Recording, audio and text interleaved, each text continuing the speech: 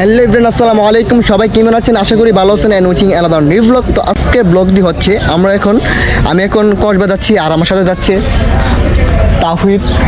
ওই লোকটাকে রে হ্যালো আলাদি। তো সেই পর্যন্ত আমাদের সাথে থাকবেন, আর বেশি কিছু বলছি না।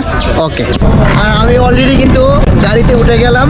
আর আমরা এখান থেকে একবারে গাড়িতে উঠে যাওয়া লাগে, কোনো বাস টাস নাই। এখান থেকে গ্রাম থেকে একটি শহরে যেতে হলে একটা গাড়িতে উঠতে হয়। তো আমরা গাড়িতে উঠে গেলাম, উঠে যাওয়ার পরে তারপর আমরা অন্য গাড়িতে ওঠার পর তারপর আস্তে আস্তে আমরা কসবা চলে যেতে পারবো। এভরিওয়ান, আমি একটি গাড়িতে উঠে গেলাম, যে গাড়িটার নাম হচ্ছে, আঞ্চলিক ভাষায় অনেকে বলে থাকেন যে এটা টমটম কিংবা অটো গাড়ি। তো এটার এখন বর্তমানে যে জায়গাটায় আছি সেই জায়গাটার লোকেশন হচ্ছে দরকার, সামনে আছে তন্তর বাজার। তো আপনারা আমাদের সাথে থাকুন, দেখতে পারবেন। আর যারা ফলো করেননি তারা ফলো করবেন।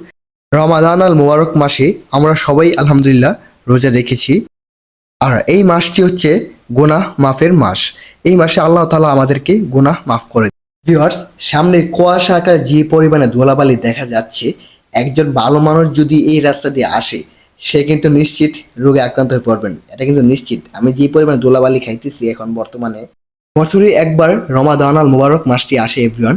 আর সেই মাসের উদ্দেশ্যে কিন্তু অনেক কন্টেন্ট ক্রিয়েটর কিন্তু অনেক রকম ভিডিও আপলোড করছে ইউটিউব কিংবা ফেসবুকে বা টিকটকে, ইনস্টাগ্রামে, ঠিক আছে। তো অনেকে অনেক রকম ভিডিও আপলোড করেছে। তো আমি ভাবলাম যে আমিও একটা ভিডিও আপলোড করে নিই ইউটিউবে এবং ফেসবুকে। তো আপনারা আমাদের সাথে থাকবেন। মুসলমানদের জন্য কিন্তু এই মাসটি একটি রহমতের এবং শান্তিময় একটি মাস। কারণ এই মাসের মধ্যে মুসলমানদের যত গভীরা অতীতের গুনাহ, বর্তমানের গুনাহ, আল্লাহ তাআলা কিন্তু সব গুনাহ তাহাজ্জুদের সময় যখন আমরা আল্লাহ তাআলার কাছে দুইটা হাত বাড়িয়ে আল্লাহ তাআলার কাছে আমরা ক্ষমা প্রার্থনা করি, সেই সময় কিন্তু আল্লাহ তাআলা আমাদের গুনাহ মাফ করে দেন। এভরিওয়ান, আমরা কিন্তু কিছুক্ষণের মধ্যে চলে আসলাম সেই কসবা উপজেলার। এখন আমরা কসবা মেইন টাউনে চলে যাব। আর এখানের ভিউ কিন্তু খুবই সুন্দর, অসাধারণ। আর ওই রাস্তা হচ্ছে হাইওয়ে রাস্তা। আমরা এখন আছি কসবাই রাস্তা। এভরিওয়ান, এখন আমরা কসবাই রাস্তায় প্রবেশ করেছি, আর আমরা কিছুক্ষণের মধ্যে কসবাই চলে যাব। আর আজকে হচ্ছে এই মাসটা হচ্ছে পুরোটা মাসে রোজা রমজান মাস। তাহলে আমরা চেষ্টা করলেও কিছু খেতে পারবো না। তো আমার সাথে তাওহিদ, আর ওদিকে সাইম স্যার। ভিউয়ার্স, আপনাদের মাঝে একটি ছোট্ট করে একটি হাদিস সংক্ষিপ্ত আকারে একটু বলে নিব। বিশ্বনবী হুজুর পাক সাল্লাল্লাহু আলাইহি সাল্লাম কাফিরদের যন্ত্রণায় এবং অনেক অত্যাচার শিকার হয়ে যখন মক্কা নগরী থেকে যখন মদিনায় চলে যায়, হুজুর পাক সাল্লাল্লাহু আলাইহি সাল্লামের কান্নায় দেখে মানুষ অনেকটাই মুগ্ধ। হুজুর পাক সাল্লাল্লাহু আলাইহি সাল্লাম উনি এই মক্কা নগরী ছেড়ে যেতে চাননি, অনেক কষ্ট করে চলে গিয়েছিলেন সেই মদিনায়। মদিনা যাওয়ার কিছুদিন পরেই আল্লাহ তাআলা মহানবী সাল্লাল্লাহু আলাইহি সাল্লাম এর উপর, বিশ্বনবী হুজুর পাক সাল্লাল্লাহু আলাইহি সাল্লামের উপর আমাদের রমাদান আল মুবারক নাজিল করেছিলেন। তখন ওই সময়টাই মহানবী হুজুর পাক সাল্লাল্লাহু আলাইহি সাল্লামের এত খুশি, এত ফালিয়াফরাহ, এত খুশি প্রকাশ করেছিলেন উনি, যা বলার বাইরে। কারণ এই মাসটি হুজুর পাক সাল্লাল্লাহু আলাইহি সাল্লাম অনেকটাই মূল্য এবং এই মাসে অনেকটাই সময়টা ব্যয় করেছি মসজিদে। কারণ এই মাসটি হচ্ছে খুবই একটি গুরুত্বপূর্ণ মাস।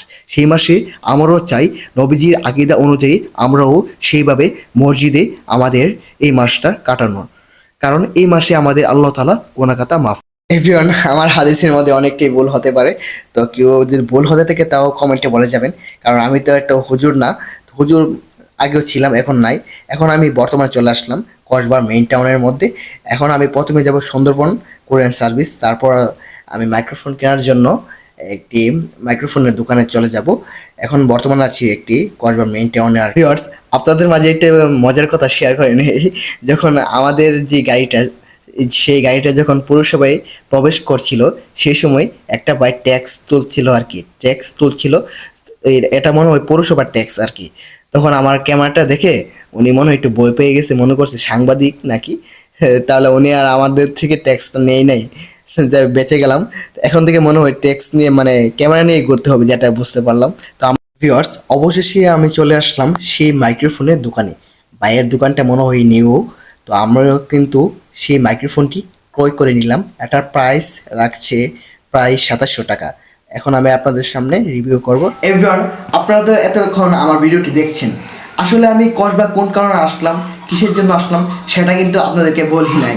তো দ্যাটস ওয়াই আমি এখন আপনাদেরকে বলবো কসবা গিয়েছিলাম একটা সুন্দরবন কোরিয়ান সার্ভিস একটা ক্যামেরা গোপ্রো ক্যামেরা আমি চট্টগ্রাম আগ্রাবাদ পাঠিয়েছিলাম বাবু কাকার কাছে। তো আমি গিয়ে ভাবলাম যে একটা মাইক্রোফোনও কিনে নিই, তো আমি মাইক্রোফোনও কিনে নিলাম আর সেই ভিডিওটা আপনাদেরকে দেখাবো।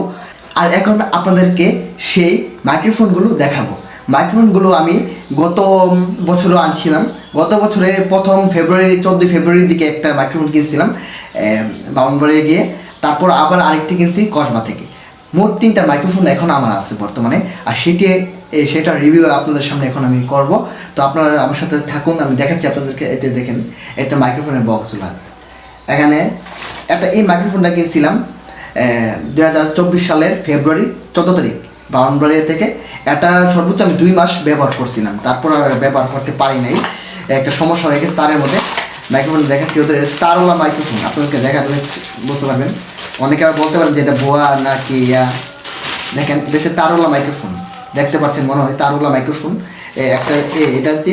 তারপর আবার দ্বিতীয় ধাপে চলো যে দ্বিতীয় ধাপে আরেকটি আছে এখানে, এটা কিনছি কসবা থেকে। এটা হচ্ছে এভরিওয়ান, আমি এই তিনটা মাইক্রোফোন কিনে নিলাম।